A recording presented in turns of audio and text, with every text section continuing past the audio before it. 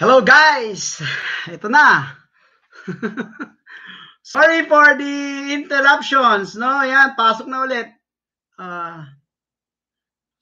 Dali lang ha, guys ha. Kunin ko lang yung cellphone.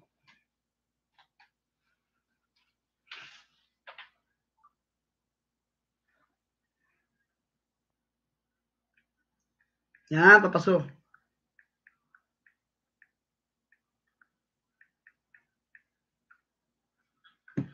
Yan. Sorry for the interruptions. Yan.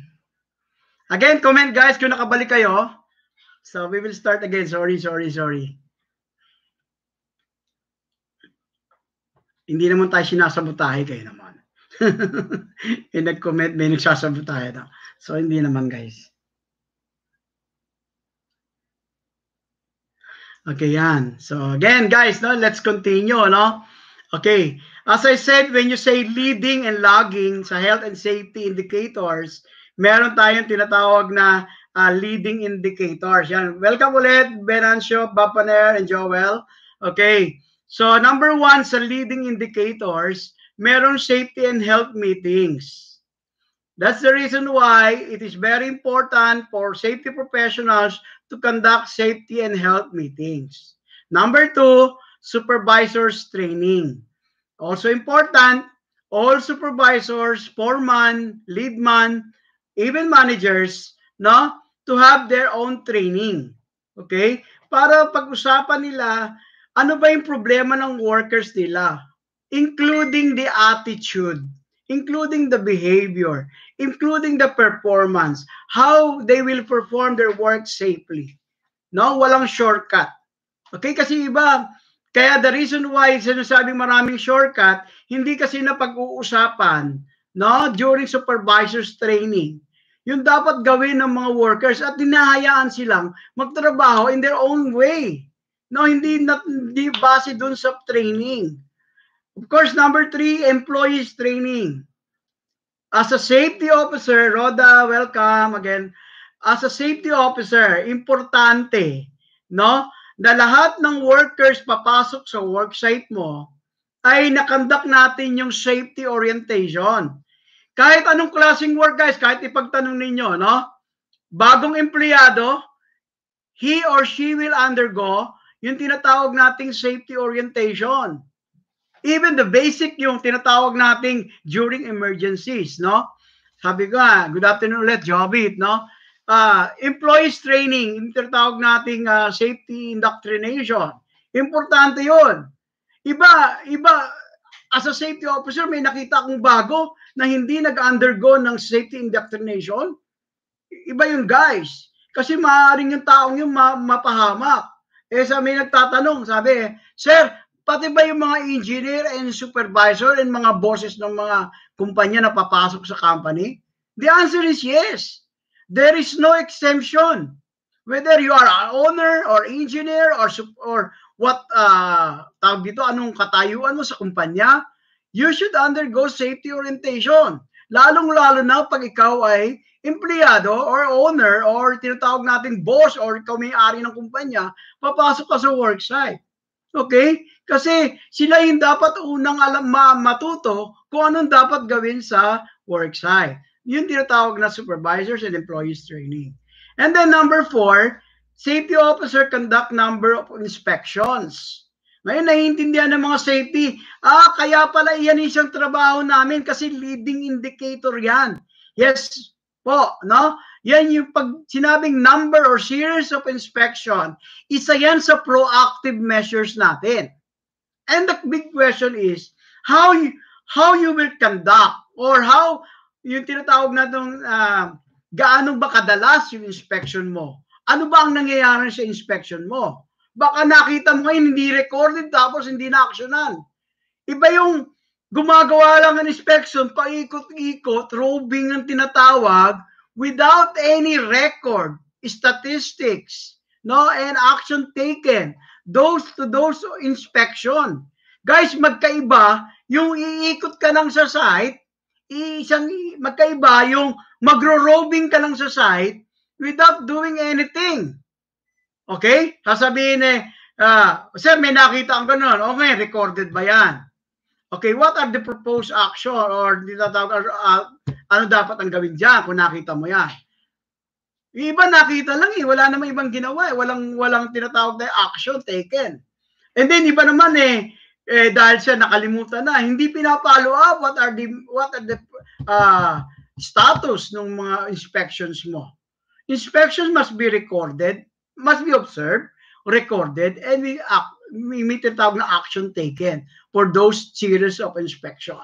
Diba? Kasi kaya guys, yung mga safety officer na bago, sabi nga, sir, nagro-robing lang kayo, paikot-ikot. Kaya iba, napupulaan na walang ginagawa. Kasi hindi nila rin alam ang gagawin. Siguro, hindi nila kasalanan na hindi nila alam ang gagawin. So, when you conduct series of inspection, for example, meron generator, no? Conduct an inspection based on manufacturer standard or manufacturer specification. Na-check mo yan. Nakakita ka ng depekto. It been recorded date, the actual location of the generator, what type of generator, anong diferensya. Okay? And then of course, ano yung action taken doon? Ang dapat gawin? Ni-report mo ba? Okay? Meron na bang action na ginawa? At kailan dapat mag-close out yung inspection? Ganun dapat. Hindi pwedeng mangyari yung nagkanda ka ng series of inspection, mata lang. No? It should be, pag sinabing number or series of inspection done by safety officers, dapat may ginagawa. Hindi lang ikot-ikot, hindi roving. Hindi lang pinasadahan mo lang para matapos yung oras. And that's the reason why hindi iba napupulaan kasi yung iba hindi nga equipped kung anong gagawin nila pagdating sa series of inspection.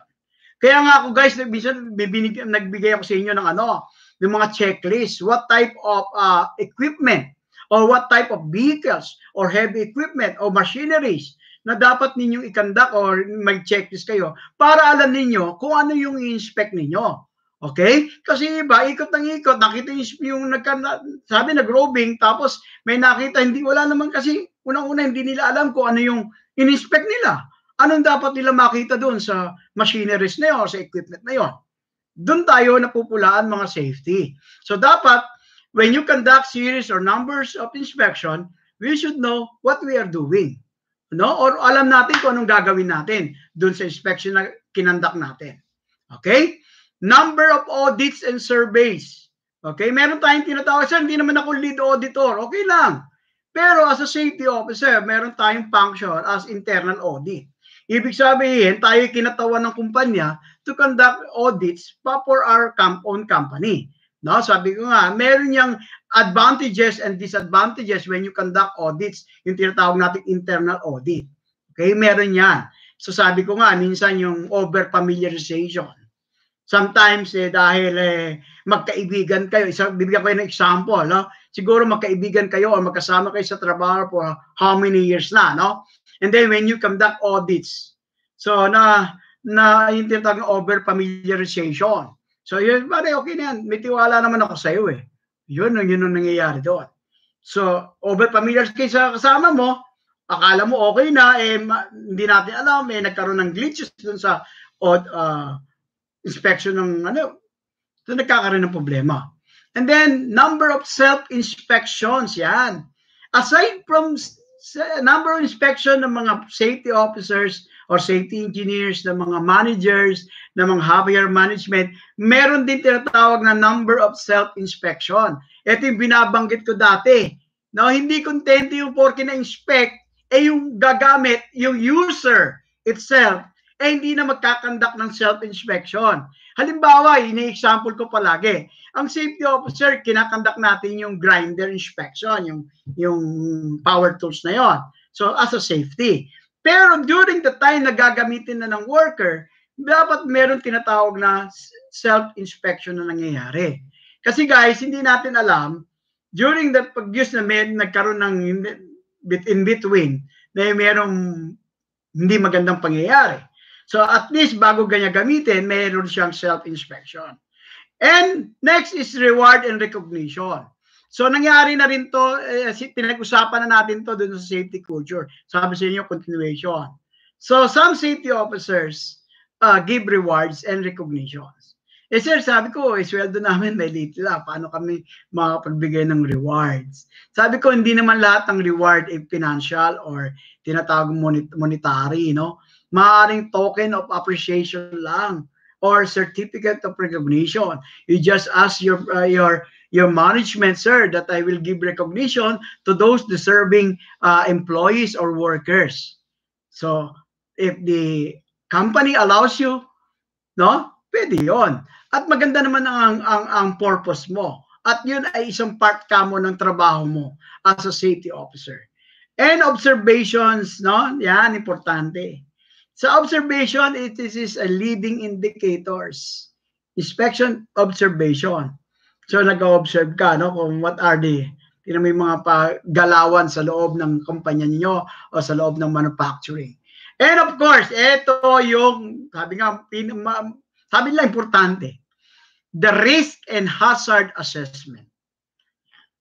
As a safety officer, honest to goodness.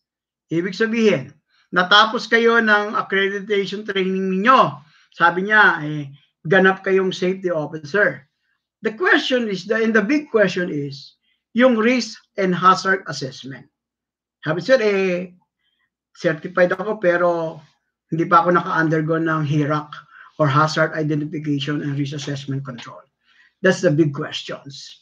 Kasi guys, sabi nga, being proactive, bago magtrabaho, lalo na yung mga tinatawag na scope of work natin, dapat na-assess natin yan. Nagkaroon ng job hazard analysis or yung tinatawag na job risk assessment, no? JSA o job safety analysis. So, para lang naman yan, no? O, yung sa Middle East ako, may pinapagawa kami ng hazard HIP, no? Hazard Identification Plan. You know? Bira mo, hindi pa nagsisimula, pero identified na yung mga hazard. Ganun yun, guys. Ngayon, ang big question, lahat ba ng safety officer ay marunong gumawa ng risk assessment or ng hazard assessment? And sad to say, dito, naunay minsan yung kala mo hindi naman sa pagda-down, no? Marami kasing safety officers. Sabi ko, guys, instead na i-harness nilang kailang kaalaman, nauuna yung medyo ego or yabang, no? Na pag sinabi mo, ano ba yung assessment mo dyan sa trabaho na yan? Okay? So, may nga nabasa pa ako, sabi nga paano daw na-distinguish or paano nalalaman kung isang company ay belong sa low, medium, or high risk. Simple lang ang sagot. You conduct risk assessment. Di ba? In order to identify what type of company na naka-in ka or nagtatrabaho ka, of course, you will conduct risk assessment dun sa kind of work na ginagawa. No, alam naman natin ang mga low risk and high risk and medium risk and high risk based on the risk assessment. May matrix yan. No, yung tinatawag nating likelihood to happen and then the severity or in consequence na pwedeng mangyari when accident happens. So yun, ginagawa natin ng risk assessment yon. Yun guys. When you say lagging, ito yung mga reactive na measures. Yan, katulad yung nire-record natin, ilan yung total lost work days pag may nangyari aksidente. Okay, welcome. Ang dami na ulit na pumasok. Mangoba, yan. Hindi ko nabansin kanina. No? Yung lost work days, guys, reactive yon. Kasi, binibilang mo kung ano yung epekto sa milestone mo, di ba? Restricted work days, number of fatalities, injuries and illness rate, na iba, nahihirapan competence. Sir, ano ba yung tinatawag na illness rate? Tsaka yung frequency rate. No? Dapat reactive yun. Kaya nga, tapos vehicle mishaps, mga aksidente sa sasakyan, na mga company car pa naman, o company vehicle, company trucks, near-miss incidents, yan, na which dapat marami at nire-report. Okay, chemical releases dun sa mga petrochemical and oil and gas industry, o even sa manufacturing, meron din. Experience modification, yung mga pagbabago ng mga, kasi akala yun, patuloy lang ginagawa, may nangyari disgrasya, so based on experience, trends and amounts. Guys, yun ang leading and lagging. Now, next is yung tinatawag nating, pag sinabing leading, it influences future performance. Pag ang safety officer nag-perform, ginawa yung mga leading indicators or yung tinatawag na proactive measures, you influence future performance kung ano yung tutunguhan ng company. No? Pero pag sinabi mong lagging, doon ka iba kasi mapapansin ko marami safety officer, they concentrate on lagging. It only analyze past performance. Ano ba ang pagkukulang? Bakit nagkaroon ng disgrasya? So, as a safety officer, saan ka pupunta? Saan ang prepare mo? Being proactive or being reactive? It should be leading, no?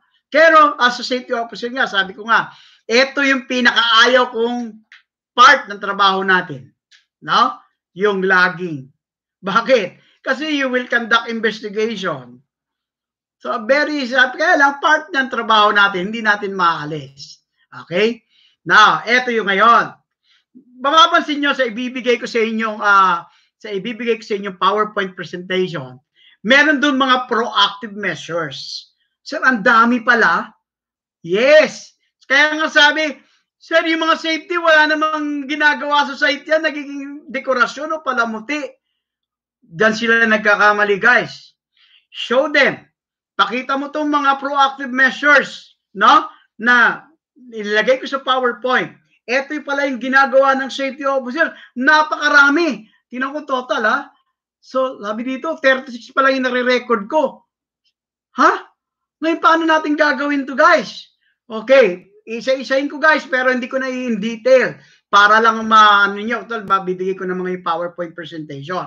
Ganito yung, guys. What are the proactive measures? Be sure that all viewers, especially safety officers, safety professional, na nanonood at manonood nitong video na to, guys, kayo ay maging proactive safety officers. Huwag niyo pangarapin kayo reactive.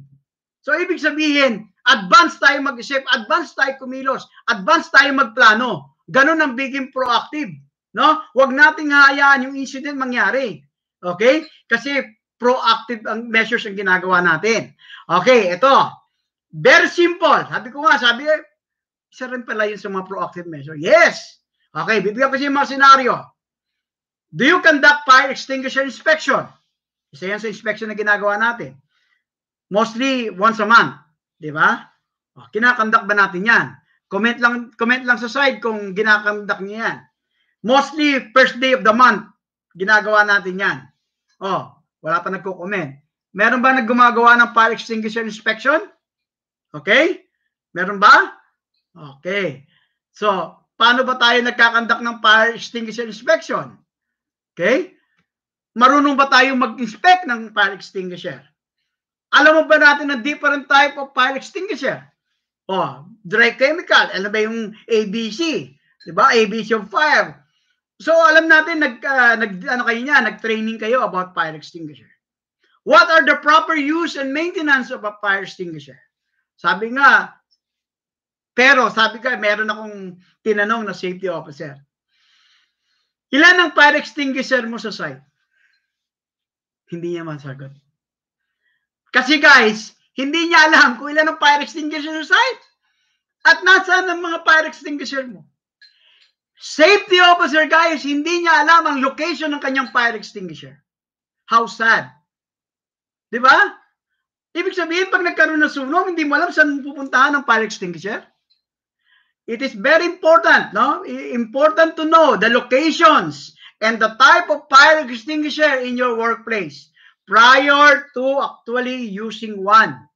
Bago nyo gamitin, planuhin na magamit yung fire extinguisher, guys, dapat alam nyo kung saan located do. Where is the location of your fire extinguisher? Okay? And of course, the type of fire extinguisher. Baka mamaya electrical fires. Anong ginawa mo? Tubig yun eh. Diba? So you should know the type of fire extinguisher. Yun ang question dun, guys. Marami pinagtatalunan, guys. Nag-expire ba na yung fire extinguisher? Okay? Meron ba? Okay, tingnan natin. Malalaman nyo doon sa... Actually, guys, tingnan nyo yung manufacturers, yung seal niya doon, no? Tingnan mo lang, pag during inspection, makikita mo nga yan doon eh. Sabi ko nga paano ba pag-inspect ng fire extinguisher? Yung iba hindi marunong. Tiningnan lang, hindi man lang binuhat, no? Hindi lang binuhat, tapos hindi man lang ginanon yung fire extinguisher. O ano ba purpose nun, sir? O, di ba? O iba hindi alam yon. Ang alam lang, titingnan lang. O bakit pa binuhat? O, form of exercise ng safety yon, no? Okay, especially powder. Yung mga powder extinguisher, no? Mapapansin mo, yan ay nagpo-form ng cake o caking, tawag doon. Namumuo yan sa ilalim. So it's very, since monthly ka na lang mag-inspect, hindi mo pa binubuhat, nasi-shake mo ng onte para yung cake niya hindi ma-form. Okay? So aside from, marami tayong sino-check dyan, the hose, the handle, no, yung body mismo, compartment mismo ng fire extinguisher, and then the gauge and the pin, di ba? So importante yung gauge. So ibig sabihin, it must be in green color. Okay? Kapag ang pointer mo ay nandito sa kaliwa, undercharge. Kapag ito ay nasa kanan, overcharge. Di ba? So gano'n. It must be on the green color. Napapansin mo yan sa gauge na yon. So yun, simple lang. Okay? And then inspection record. Okay?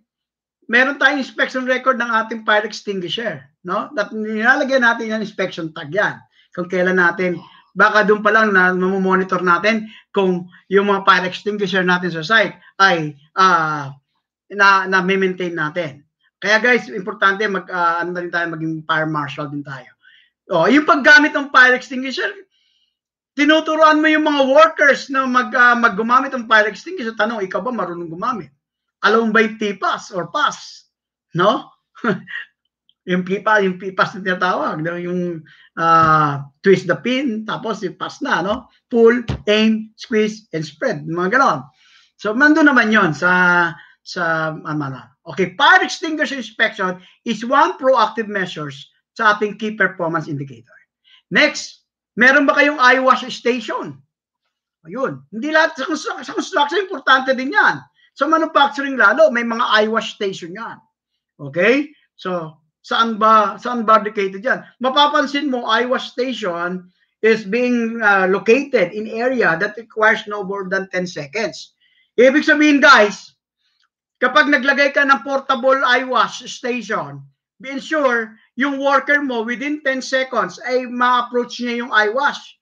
Makakaganon siya at maano yung mata niya, no? Mahugasan. Okay? Marireach. Ay, problema, yung mga eye wash station, minsan maraming obstruction. Sir, paano ko marireach yung eye wash? Marami nakaharang. Eye wash station must be properly located within 10 seconds of reach dun sa workers and of course, unobstructed. Ibig sabihin, wala nakaharang. Okay? Sabi nga, the path of travel must be free of obstruction. Then, located on the same level as the hazard. Tapos may shut-off valve yan, automatic gano'n. Tapos maintenance, at least may regular inspection yan, safety. And of course, safety officers, ilalagay nyo ng tag or ng tawag na poster, this is an emergency eye wash.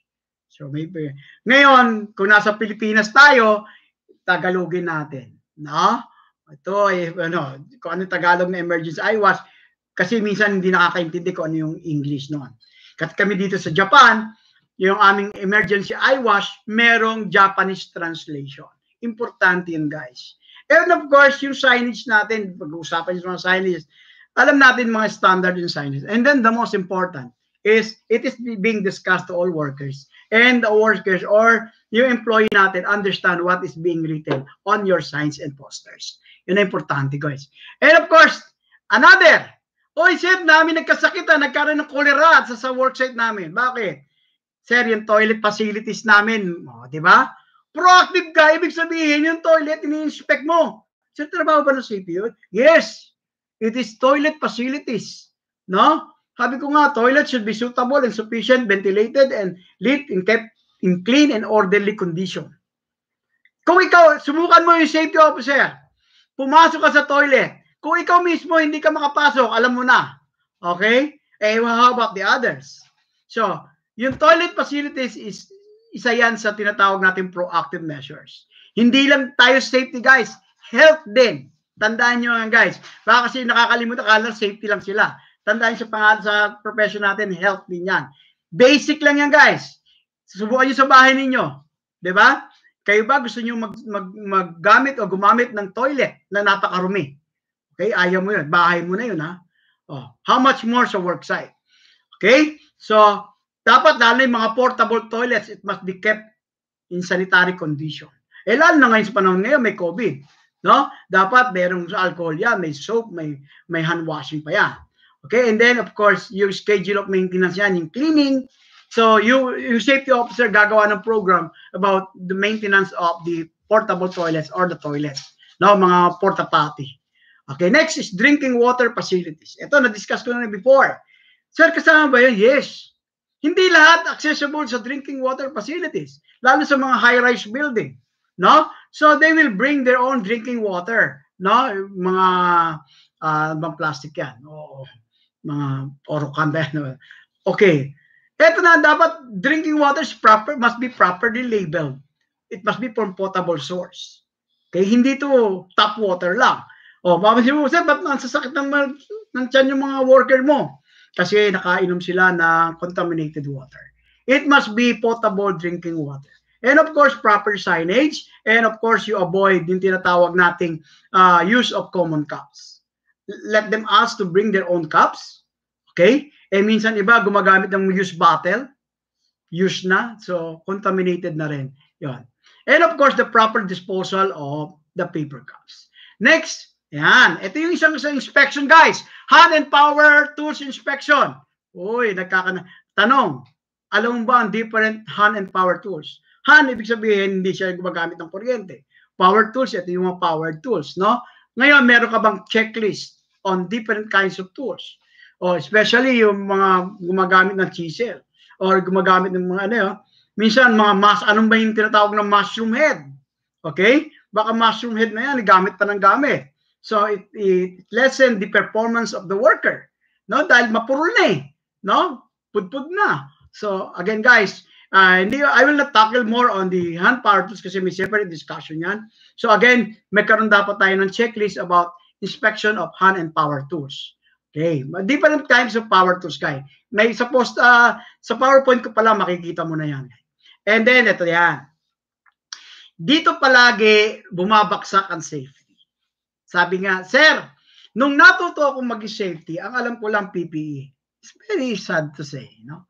Tinuturo naman sa training that personal protective equipment is the last line of defense. Alam natin yan.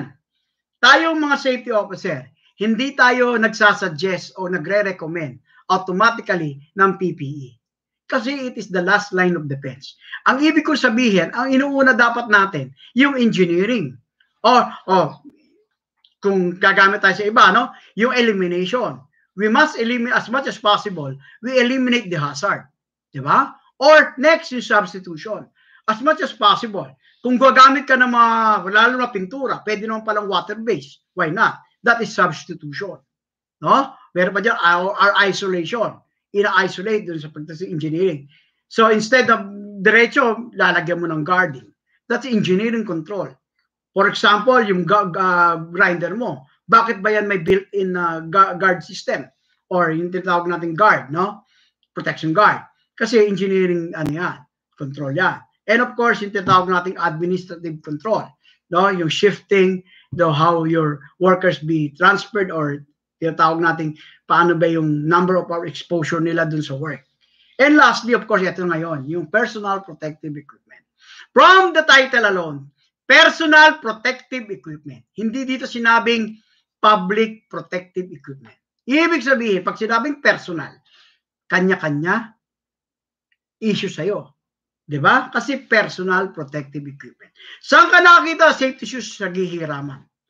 Di yung amoy ng paa, yung sakit sa paa, di namamana rin yan. Kasi safety shoes mo, pinahiram mo eh. Diba? Kung may alipo ngayon, di nahawa ka. Ganon din sa helmet. So, pag sinabing personal protective equipment, sa'yo yan. Sukat mo yan. Ayan. Kasi pag hiraman, yung hiniraman mo size 7 lang sa paa, ikaw size 9. So, sabi ko nga, ano mangyayari sa paa mo? So, dapat mapapansin mo, pag sinabing personal protective equipment, saktong sukat. Kasi sa'yo talaga yon. Okay, na-issue sa'yo yon. Okay, ngayon kung i-issuean ka naman, ibang kumpanya sasabihin ay tama na yan, basta na importante na i-issuean ka. Sir, hindi ganun ang logic ng personal protective equipment. It must be proper, no? Kaya nga tinawag na personal protective equipment kasi sa'yo, sa ikaw mismo ang gagamit, sukat mo at ikaw lang. So, yung maintenance at yung proper use, ikaw din ang bahala. So, pag yun ang pagdating sa personal protective equipment. Yan. Then, scaffold. Yan, may inspection tayo scaffold. Diniscuss na natin before. What are to be inspected the scaffold? May checklist tayong binigay sa inyo, ano?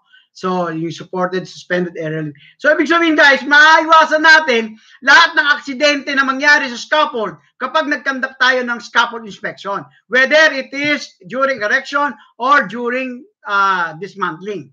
Or, again guys, confined space entry. Yan, hindi, so mostly sa construction, walang confined, may konti lang. Mostly sa manufacturing, sa oil and gas, sa petrochemicals, dyan pumapasok ang confined space entry. Guys, sabi ko nga, as a safety officer, you must be equipped of knowledge about confined space entry. Ano ba yung confined space entry? Sabi ko, may isa rin sa forum, no, may nagtanong, sir, yung balon ba ng tubig, confined space? Ang sagot lang naman dyan, no? I-define mo nga, tama yung sumagot, no? I-define mo nga what is confined space. The problem becomes, kung hindi mo alam ang meaning ng confined space. Ibig sabihin, sabi ko nga guys, paano malaman ng confined space yun kung hindi mo alam ang meaning ng confined space? So dito sa binigay sa inyo, nandyan, what is confined space? What are the types of confined space? And what are the rules of confined space entry? So may mga rules pa yan? Yes. Kaya papansin mo, dati, dyan sa Pilipinas, no? May mag-ama, may tatlo sila, magkakamag-anak, na pinagtrabaho sa manhole, Imbornal. Just Cubao dati yun, alam mo, tatandaan ko Yung tatay pumasok, okay? Pumasok sa Imbornal, sa may manhole. Actually, hindi Imbornal. Pumasok sa manhole, maya-maya, sumisigaw yung anak, tay, patay na pala yung tatay nito. Ang ginawa niya, gusto niya i-rescue, pumasok din yung anak. Anong nangyari sa anak? Namatay din. Nakita ng tito, ng tiyuhin, pumasok din, gusto iligtas yung dalawa. Anong nangyari? 3 na silang patay. Okay? That is a confined space entry. In order to prevent yung accident, pag sinabing confined space entry, pag-aralan natin, ano ba yung confined space? Lalo sa mga nagtatrabaho sa oil and gas, nagtatrabaho sa mga petrochemical, sa manufacturing. When it comes to confined space activity or confined space work inside the confined space, guys, maraming aksidente dyan. Very risky activity yan. Kaya yun, nalalaman nyo na kagad. Yung kumpanya namin, mostly Imbornal na pinapasok, mga nol ano bang klaseng, kumpanya? Di high risk, di ba? Confined space, high risk activity. Okay, nandiyan yung mga rules. Kailangan ma-monitor yung atmosphere. Tanong, yung safety officer ba marunong gumamit ng gas tester? Sa training ba natutunan nating mag-calibrate? It's a big questions. What are the hazards that to be eliminated, and what are the control hazards during confined space entry? How can I ventilate the space? Di ba? Ano ba yung method dyan? Guys, may maraming technical dyan. Number of air bays, mga ganon. Ano ba yung mga proper ng equipment? Paano ba i-isolate yung space? Ano ba yung role ng entry attendant o standby man? Ano ba yung prepare ko during rescues? Ano bang lighting gagamitin ko? Baka mamaya yung lighting system mo mag-cause ng fire o pagsabog. Plan for emergencies. Is it the vertical rescues or vertical emergencies or horizontal emergencies? Iba yan. Okay? And of course, what type of communication you will use. Ano dun yun, guys? Eto. Next, sa isa sa mga proactive measurement. Proper access and egress. Yun na lang, napakasimple. Pero pansinin mo, halos ng worksite, they cannot implement yung proper access and egress. Yung tamang pasukan at tamang lagusan. Huwag lang maging double-minded, no? Sabi dito, access and egress refer to the rate or means of entry and exit to a workplace or work area. Okay? Routes that provide access and egress should be kontrolado, safe, suitably constructed, kept free of obstruction, and well-maintained. Okay. Ngayon, may bibigyan ko yung example, safety officer. How you will handle this kind of situation? Sabi ng supervisor ng isang manager, okay, dun sa access mo, nakita lang siguro wala 1 meter lang, 1 meter lang yung access mo. Ngayon sinabi, safety, makikilagay muna ako ng malaking box. Kung titingnan mo yung laki ng box, mostly matatakpan na yung access manager yon, part owner ng company. How you will explain to them na, sir, proper access and egress yan. Ay nang rule doon. Kept free from obstruction. Ang tanong, boss yun. How you will handle that kind of situation? Okay? Alam mo, sabihin mo na, sir, hindi pwede dyan. Tatawanan ka ng may-ari. Sasabihin sa'yo, you're fired. Takot ka pa naman matanggal. So, anong dapat gawin? Guys, kaya sabi ko sa inyo, meron ka tinatawag na alam mo paano i-handle ang isang situation. Okay? For example, the manager insists that this box will be placed on the that will become obstruction dun sa access. Anong gagawin mo? Of course, guys, you will explain to the manager or to your boss, in a nice manner. Sir, this is our proper access. And according to the rule or the standard natin, it must not free from obstruction. Ngayon, sir, meron akong mas maganda na paglalagyan. Yun ang tinatawag natin, guys. Alam mo kung paano manita, alam mo rin kung anong control measures ang gagawin. Bibigyan mo siya ng option kung saan pwedeng ilagay yun na hindi magiging obstruction. Guys, hindi yung, basta hindi pwede yan dyan. Pag sabi mo, trabaho ko ba sir maghanap ng hindi ganun, guys. Isa yun sa option na binibigay mong control measures. Another place or proper place to place that box that yung access mo ay hindi magiging obstruction. Sabi ko nga, kung marunong ka mag-identify ng hazard, you should know also how to apply control measures. Ang problema, maraming safety officer. Sita ng sita. Sabi, tama nga yung iba dyan. Naninita, kaya maraming nag-aaway. Pero hindi sila marunong magbigay ng control measures. Kasi hindi pinag-iisipan. Akala kasi nila, sir, hindi namin trabaho yon. Guys, naglalagay tayo sa risk assessment ng control measures. Okay? Papapansin nyo, hirak ninyo, hazard identification, risk assessment, and control. Ano yung control na binigay mo? Okay? Sabi ko nga, kung alam mo yung hazard na yon, anong dapat gawin in order to control that hazard? Diba? So, isa yon, guys. Site access or yung tinatawag na proper access and egress is very important. During excavation, sa building, importante yan. Okay? Then, hot work permit. Uy, ito yung mga hot work activities. Ano ba yung mga hot work activities? It involves electricity and spark. Hot work yan. Ibig sabihin, may welding, may cutting, may brazing, mga electrical works. That involves electricity and sparks, may spark. It is an hot work activity. So, kailangan may hot work permit. Now, isa yung topic yan, yung hot work. Ano ba yung dapat lagay dyan? Lagay ko na nun sa PowerPoint presentation. So, it is also yung tinatawag nating leading. Proactive measures yan, guys. Bibigyan ko yung example na para madali yan. Okay, halimbawa may welding works. Alam mo, dapat prepare. Of course, sir, dapat yung welder qualified. Alam natin, competent person. Ibig sabihin, complete PPE yan. Alam mo, nakakagayan. That's yung workplace. In-observe niya. Okay, sir, walang flammable material sa loob ng workplace. So, mineasure na natin yan. Yun. Tapos, sir, mapapansin mo, meron yung fire watch, merong dalang fire extinguisher. Sakto dun. Tama yung dala niyang fire extinguisher. Alam niya. Tapos may fire watch, sir. Ibig sabihin, habang nag-welding, may nanunood. As yung fire watch, sir, naka-goggles din yun. Naka-safety goggles din yun. Just in case. Tapos, mapapansin mo, kumpleto PPE, mula ulo hanggang paa, yung welder.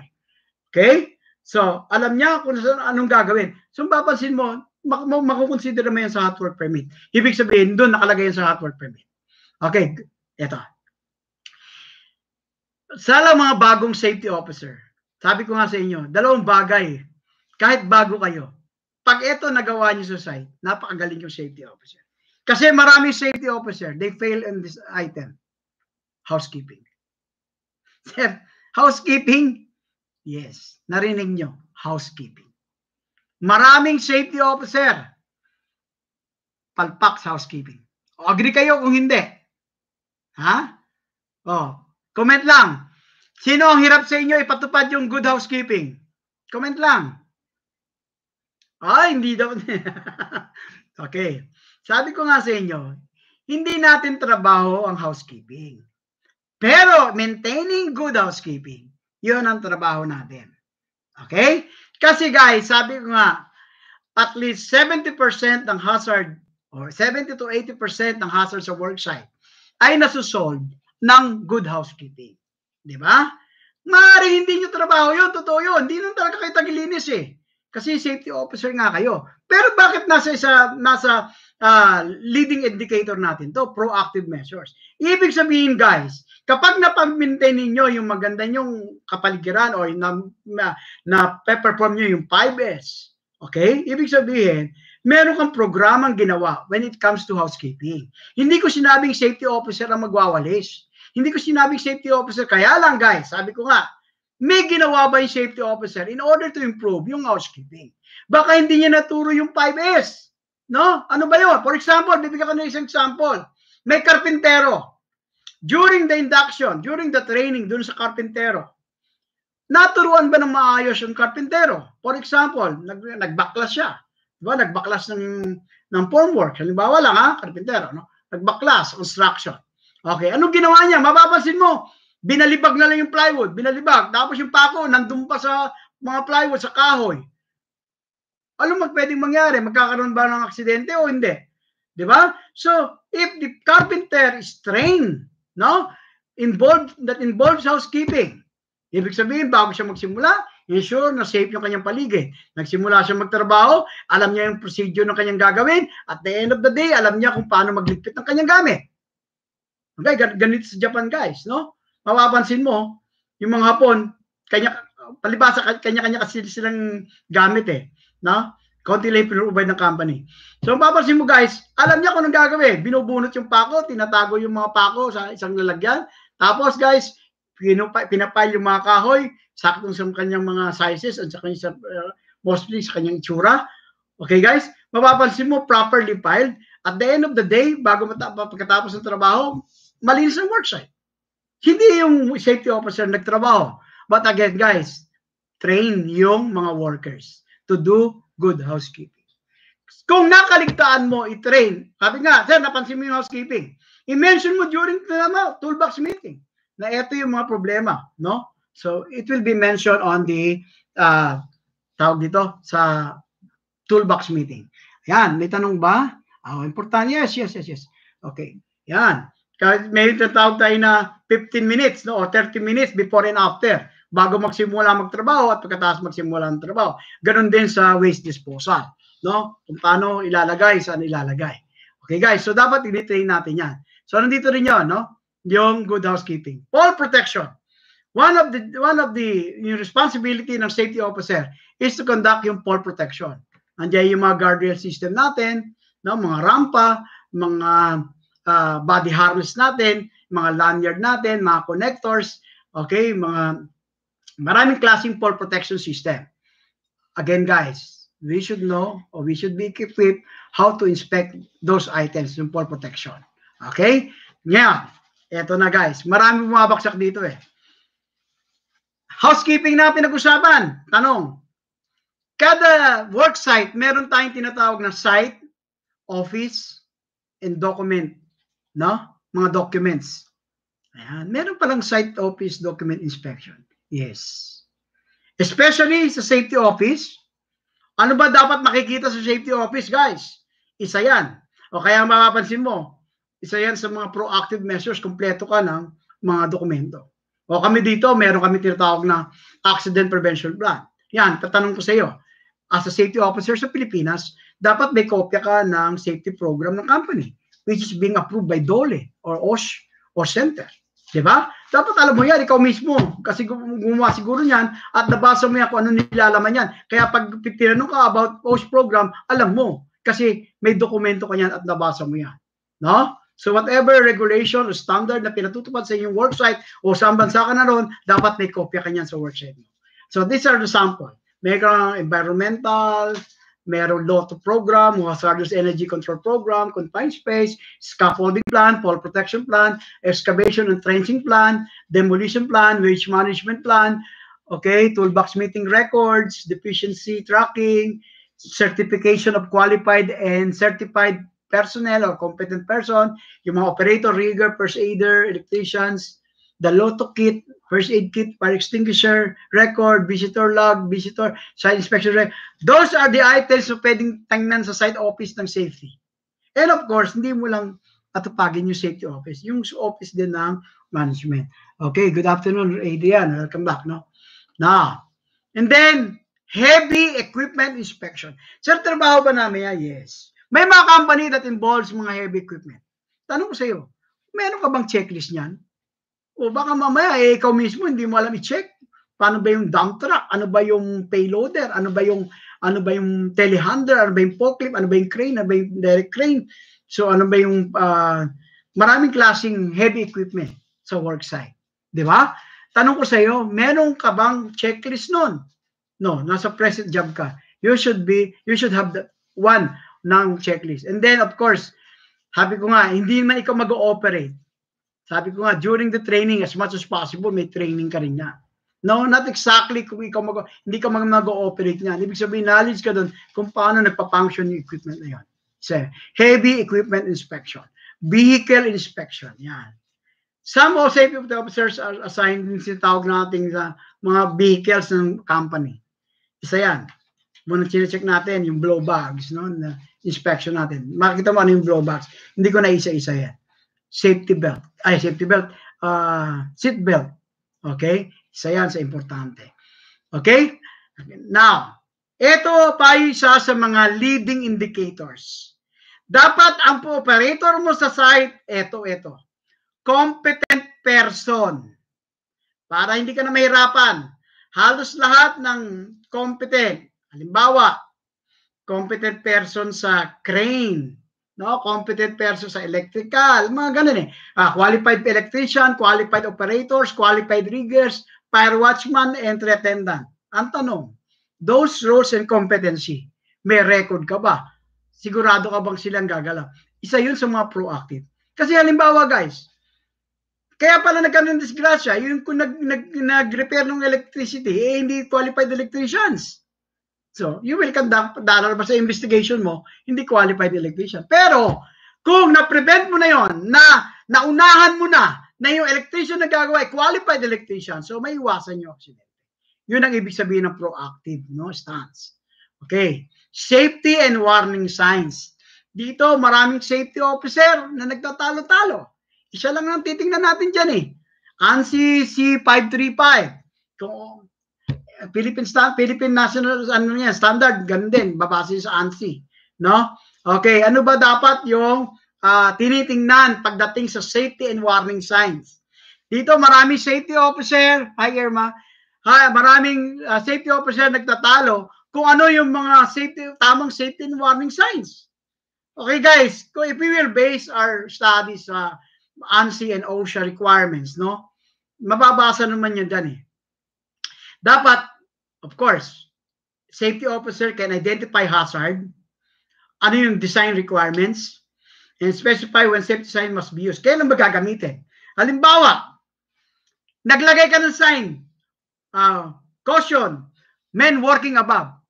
Wala naman nagtatrabaho sa taas, wala ka naman activity sa taas, ba't lalagyan mo ng gano'n, di ba? So, ibig sabihin, ano ba yung akma na safety signs and portion na gagamitin mo? Okay? Kaya nakalagay dito, ANSI Z535 sa standard dictates every aspect of sign design, including standard sign and label colors. Dapat sinusunod ka sa color. May color coding yan, nakalagay dito. May ibibigay ko naman sa inyo PowerPoint, no? Signal words, ano ba yung ginamit mo? Danger ba yon? Caution ba yon? Warning ba yon?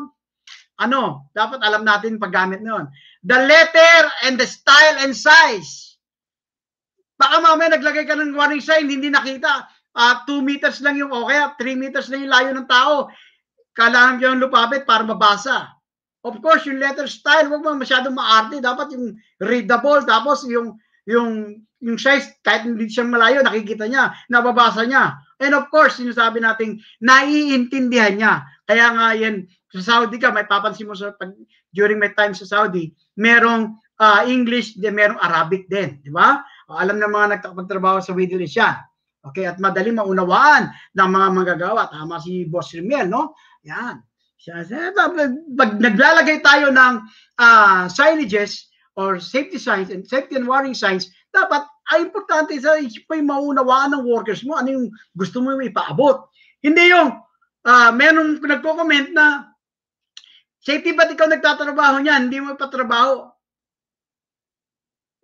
Mostly guys, yung mga workers natin wala namang training doon sa paggawa ng safety and warning signs. And not all companies are capable or able to buy yung mga yung binibini na order na lang, no? Walang ganon.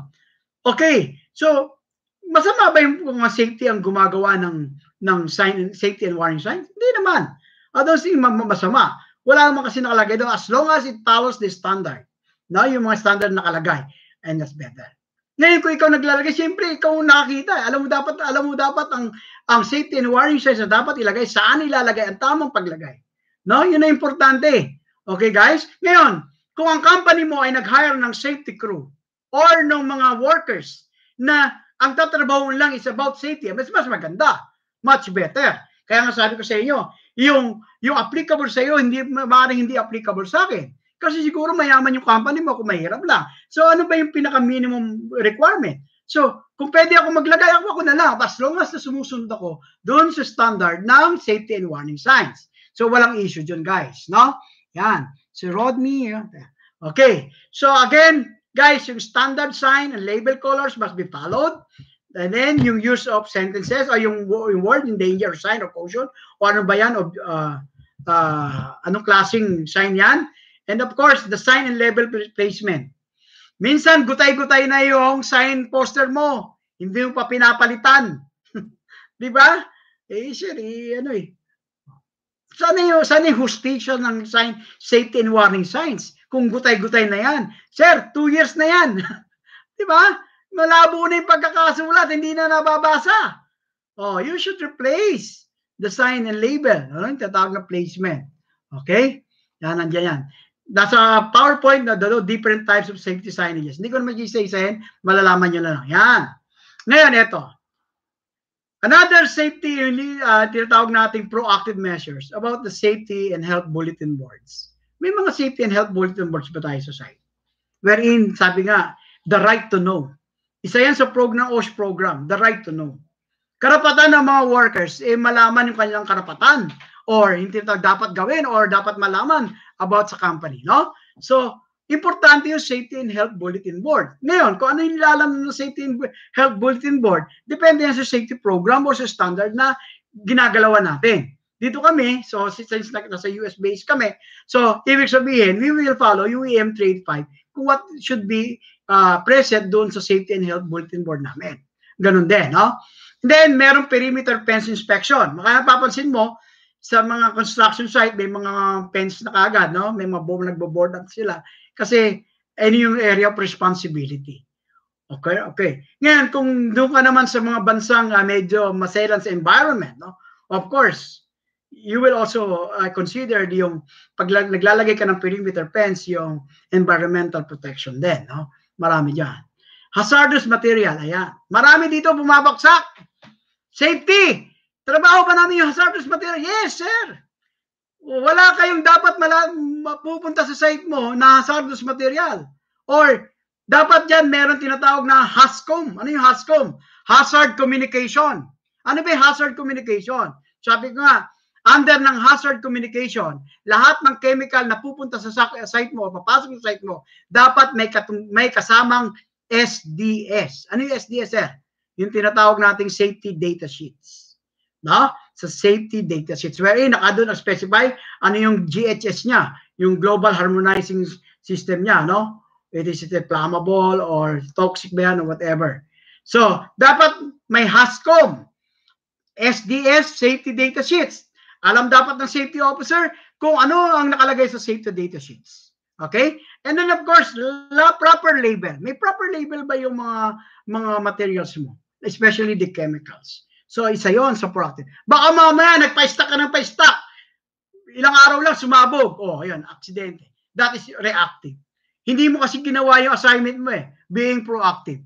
Okay? Inalam mo what type of hazardous material or chemical na papasok sa site mo. Sir, pengi po ng SDS. Lahat ng chemical na binibili natin sa mga manufacturer or sa mga supplier, may kaakibat yan na SDS. Batas yan international. No? May kasama yung safety data sheets. Or sa iba, tawag doon, pag hindi naman lahat chemical, product data sheets. No? Product data sheets. Okay. Ngayon, isa rin sa ginagawa para yung mga leading indicators, mga proactive measures, yung mga safety reports natin, mga deficiency tracking log. No, ito yung mga tinatawag na safety observation sa iba. No? Ano ba yung mga unsafe acts and unsafe condition na na-observe natin? Sabi ko nga, ang leading indicator, it is observed, recorded, and action. No? Ibig sabihin, no? Hindi lang inikot, ni-observe, ni-record, nilagyan mo pa action taken, and then pinalo up. Yung hanggang sa closure. Doon yon sa safety reports.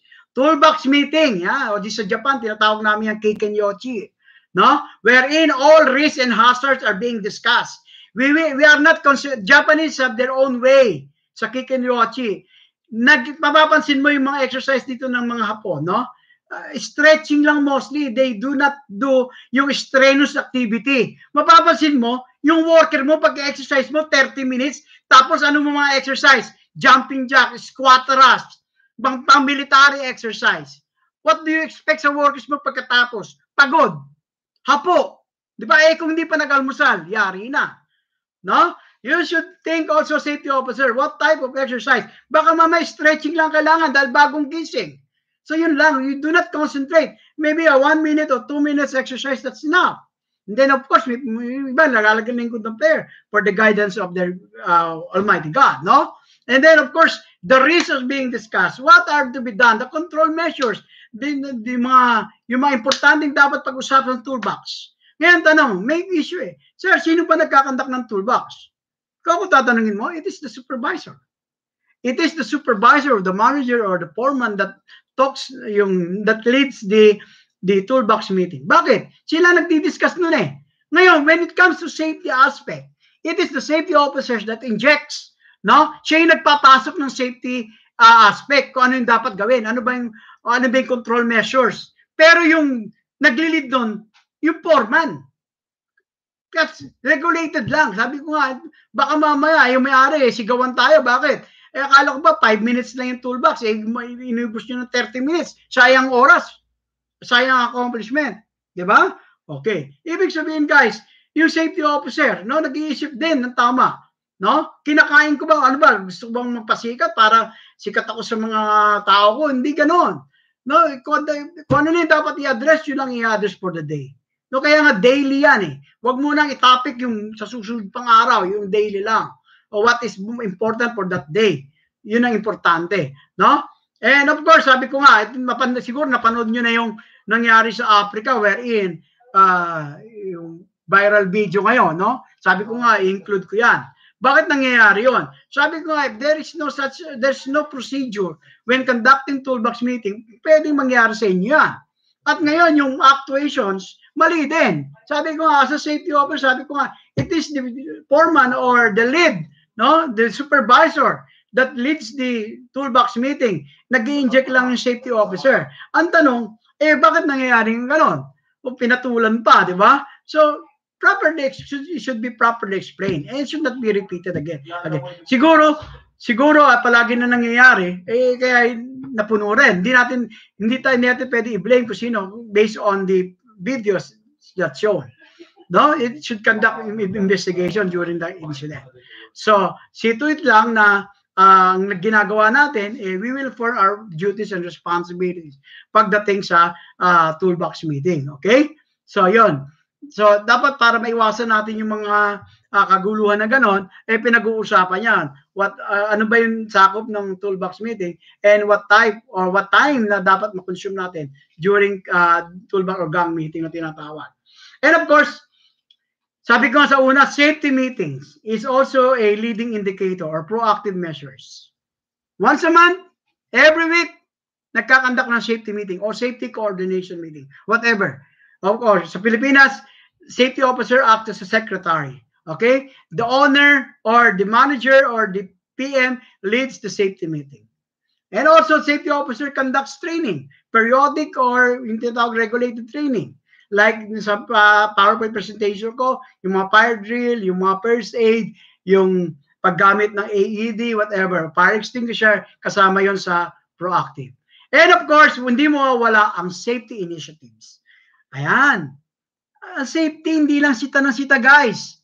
Yan, naglalagay tayo ng mga posters yan, yung mga tamang poster. Nagbibigay tayo ng awards and recognitions. What are the... Kasi, na-encourage yung moral ng ating workers, guys, kapag may small token of appreciation, no, natatanggap. Di ba?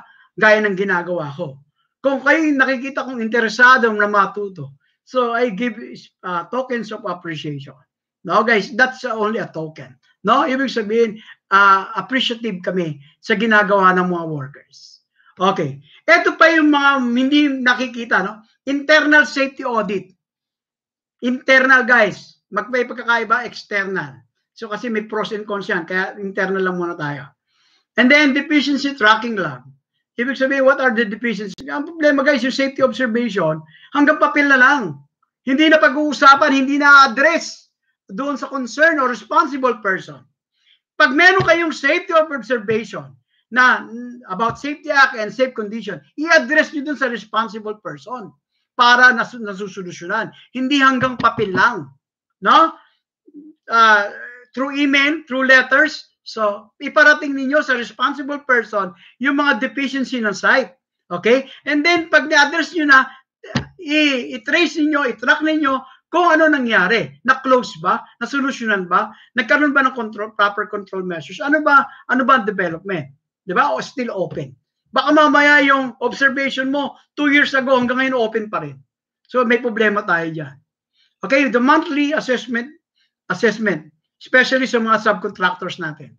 Sometimes yung we are told to have yung tinatawag natin assessment sa mga subcontractors. Baka mamaya may-ari, kukunin pa ba natin sila, maraming safety violations.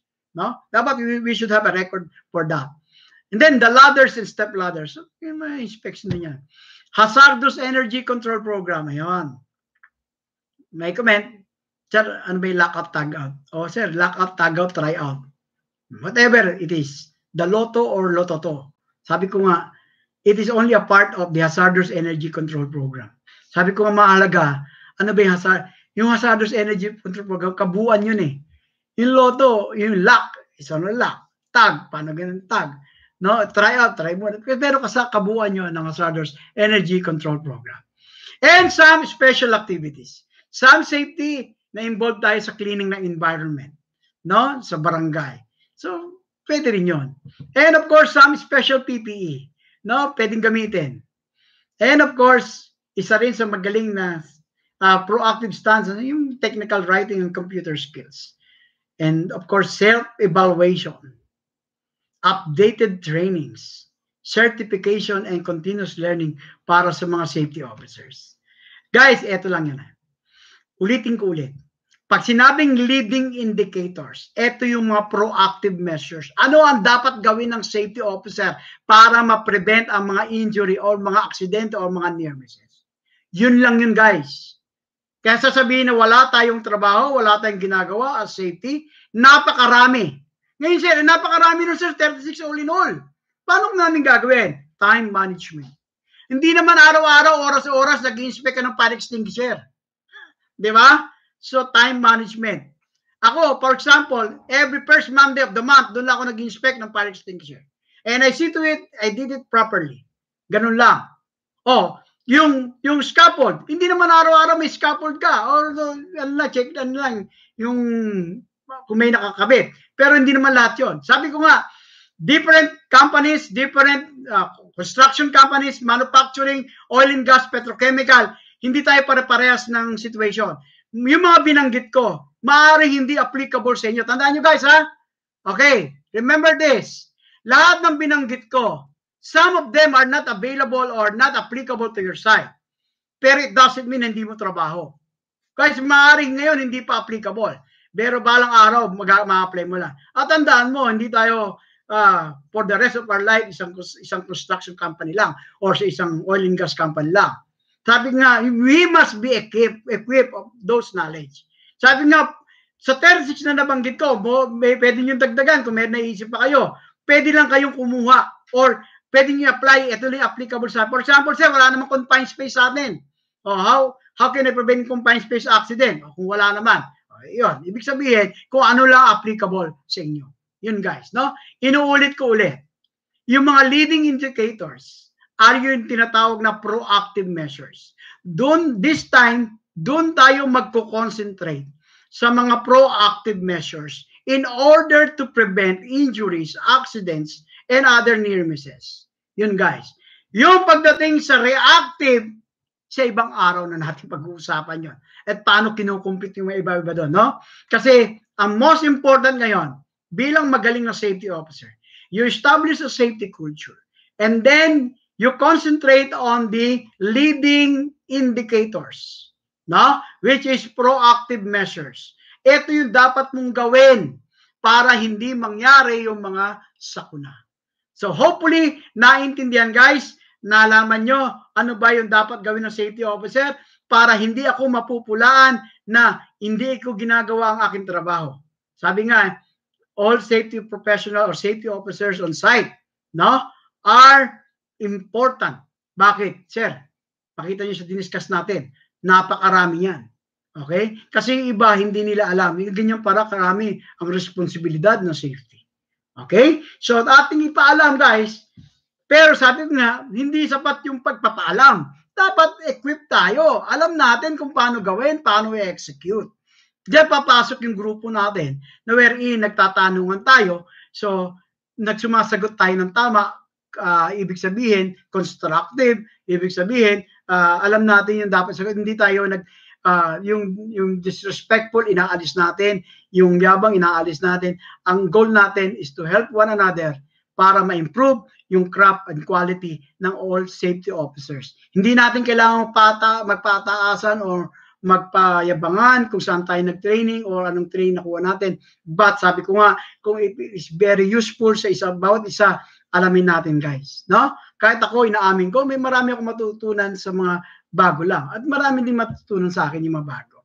Okay? So, kung comment lang kayo dyan sir, kung marami kayong natutunan, sabi ko nga pala guys, ito, tama sa amin yung different culture and practices. Sabi ko nga, depende kung saan kayong bansa.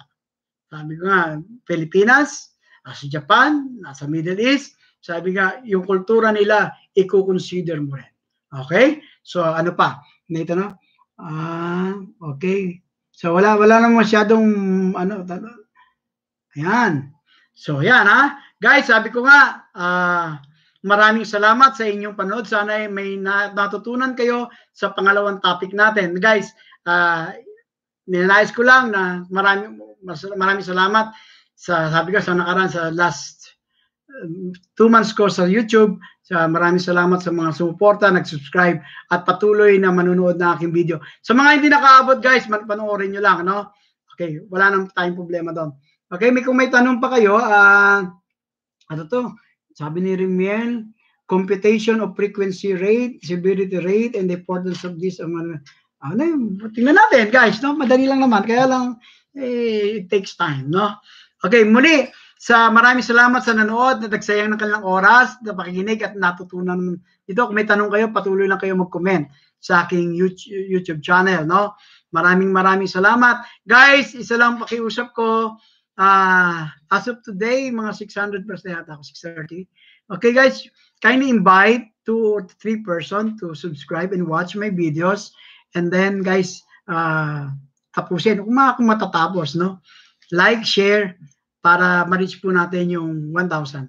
Okay, road to 1,000. Maraming salamat po. Muli, kung may tanong kayo, maraming salamat. Thank you very much. Arigatou gozaimasu. Okay, thank you very much.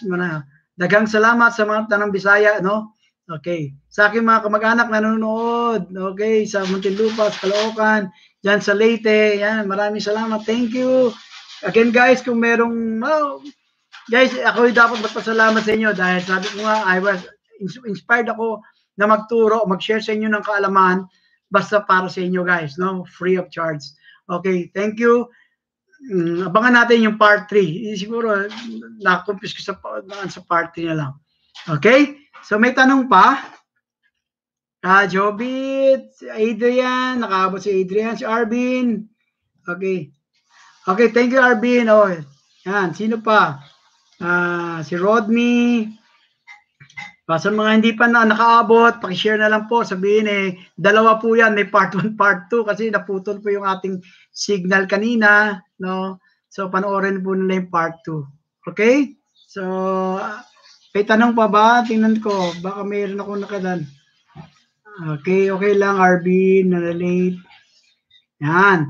So, may tanong about key performance indicator, the leading indicators, ano dapat gawin ng safety officers? Yan. Alam niyo na kung paano kikilos, no? Ngayon, individual na lang yon. Kasi sabi ko nga, continuous topic. Okay, wala nang tanong? Muli, end na po natin itong video na to. Maraming salamat.